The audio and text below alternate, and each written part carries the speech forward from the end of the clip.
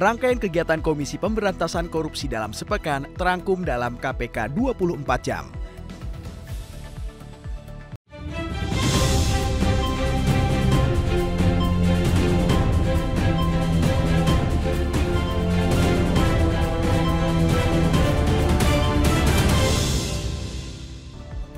KPK bersama Pengurus Besar Ikatan Dokter Indonesia atau PBID sepakat menjalin kerjasama pencegahan korupsi sektor kesehatan.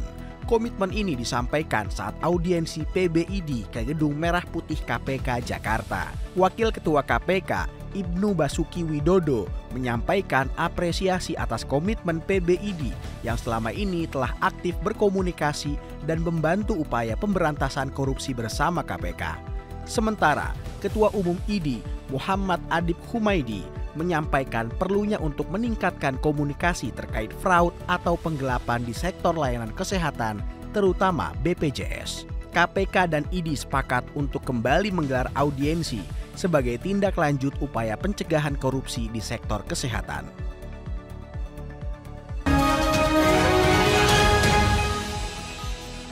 KPK turut serta dalam menyukseskan aksesi keanggotaan Indonesia pada Organization for Economic Cooperation and Development atau OECD. Dalam lokakarya dan diskusi teknis konvensi anti penyuapan OECD di Jakarta, Ketua KPK Setio Budianto menegaskan bahwa penting untuk meningkatkan pemahaman mengenai urgensi konvensi anti penyuapan, terutama mengenai manfaatnya bagi Indonesia. Pada kegiatan ini juga, KPK berkomitmen untuk mencegah korupsi di sektor swasta melalui penerapan Panduan Cegah Korupsi atau PANCEK. Inisiatif ini merupakan bagian dari upaya aktif KPK dalam mempercepat aksesi Indonesia ke dalam keanggotaan OECD sekaligus memperkuat tata kelola bisnis yang transparan dan berintegritas. Konvensi anti-suap OECD menetapkan sejumlah poin penting yang sejalan dengan regulasi Indonesia. Di antaranya memastikan bahwa suap terhadap pejabat publik asing dikategorikan sebagai tindak pidana, mengkriminalisasikan keterlibatan dalam tindakan suap, serta memastikan adanya instrumen hukum yang mendukung penegakan aturan tersebut. KPK menggelar bimbingan teknis atau BIMTEK bagi aparatur sipil negara atau ASN dan pemangku kepentingan di Kota Blitar pada 11 sampai dengan 13 Februari 2025. Kegiatan ini bertujuan meningkatkan kapasitas teknis pemerintah daerah dalam membangun tata kelola pemerintahan yang transparan dan berintegritas. PLH Direktur Pembinaan Peran Serta Masyarakat KPK Aris Dedi Arham menegaskan bahwa kegiatan BIMTEK ini merupakan langkah strategis dalam memastikan pemerintah daerah memiliki pemahaman yang komprehensif mengenai tindak pidana korupsi dan cara pencegahannya. BIMTEK ini mencakup 6 materi utama, yaitu pengawasan proses pengadaan barang atau jasa atau PBJ, peningkatan kepatuhan terhadap standar pelayanan publik, pemberdayaan masyarakat dalam pengawasan pemerintahan, penguatan kinerja keuangan daerah, serta pengelolaan pengaduan masyarakat.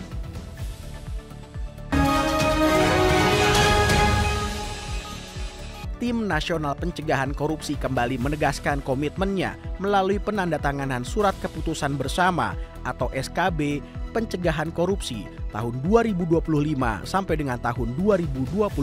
Penandatanganan SKB ini dilakukan oleh Ketua KPK Setio Budianto, Kepala Staf Kepresidenan AM Putranto, Menteri Perencanaan Pembangunan Nasional atau Kepala Bappenas Rahmat Pambudi, Wakil Menteri Pan-RB Purwadi, serta Wakil Menteri Dalam Negeri Ripka Haluk. Proses penandatanganan ini turut disaksikan secara daring oleh perwakilan dari 69 kementerian atau lembaga serta 34 pemerintah provinsi di seluruh Indonesia. Selain penandatanganan SKB, KPK juga merekomendasikan kepada Kementerian Dalam Negeri agar memperkuat fungsi pengawasan di tingkat pemerintah daerah melalui restrukturisasi. Ketua KPK Setio Budianto menyoroti posisi Inspektorat Daerah yang saat ini berada di bawah Sekretaris Daerah atau Sekda, kondisi yang dinilainya tidak ideal untuk menjalankan fungsi pengawasan yang efektif dan independen.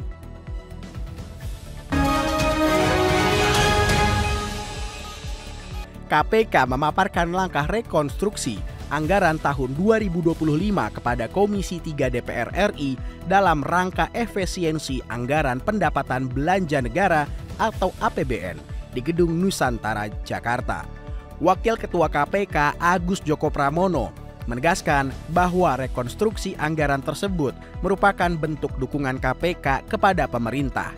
Anggaran KPK tahun 2025 senilai 1.237 miliar rupiah, lalu setelah rekonstruksi menjadi 1.036 miliar rupiah sehingga efisiensi dari KPK mencapai 201 miliar rupiah.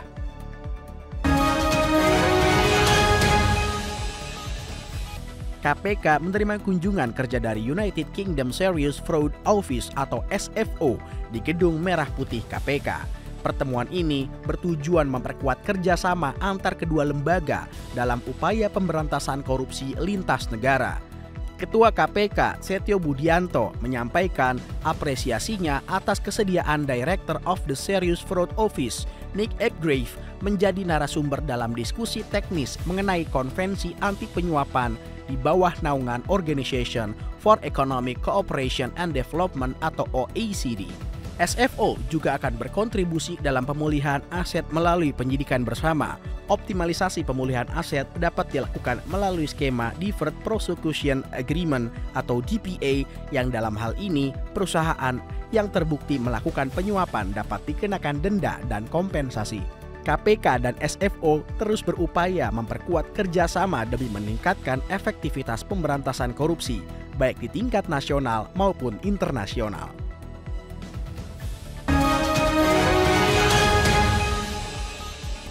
KPK menahan 3 mantan direksi PT ASDP Indonesia Ferry Persero terkait kasus dugaan korupsi kerjasama usaha dan akuisisi PT Jembatan Nusantara atau PTJN oleh PT ASDP Indonesia Ferry Persero pada tahun 2019 sampai dengan tahun 2022.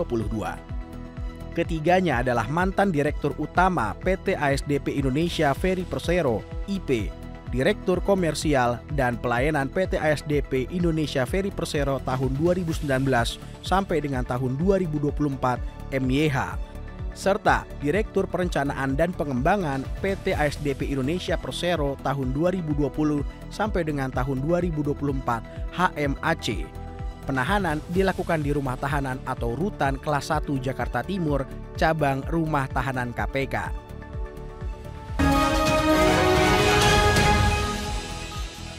KPK menyerahkan barang rampasan negara kepada Komisi Pemilihan Umum atau KPU, pemerintah provinsi atau Pemprov Aceh, dan pemerintah kota atau Pemkot Tomohon melalui mekanisme penetapan status penggunaan atau PSP dan hibah. Adapun total nilai aset PSP dan hibah yang diserahkan mencapai 18,52 miliar rupiah. Wakil Ketua KPK Fitroh Roh Cahyanto menerangkan bahwa PSP dan hibah barang rampasan negara merupakan upaya mendorong lembaga negara menunjang kelancaran pelaksanaan pemerintahan dalam rangka pelayanan publik. Sementara itu, Ketua KPU Muhammad Afifuddin berkomitmen untuk memanfaatkan aset yang diterima secara optimal. Atas pelaksanaan PSP atau hibah tersebut, Fitroh berharap KPU, Pemprov Aceh, dan Pemkot Tomohon dapat segera mengoptimalkan aset yang sudah diberikan baik dalam rangka pengelolaan maupun kebermanfaatan bagi publik.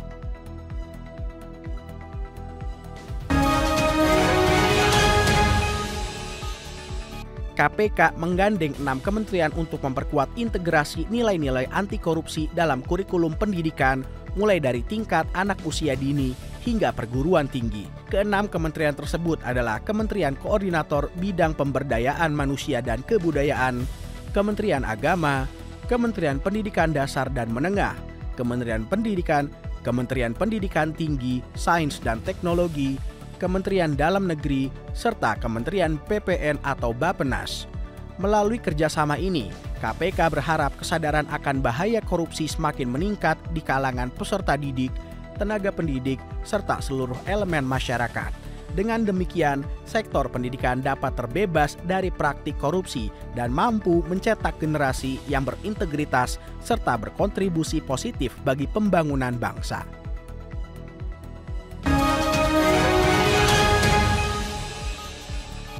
Demikian kegiatan Komisi Pemberantasan Korupsi pada pekan kedua di bulan Februari tahun 2025 yang terangkum dalam KPK 24 jam. Dapatkan informasi selengkapnya melalui website kpk.go.id. Salam anti korupsi.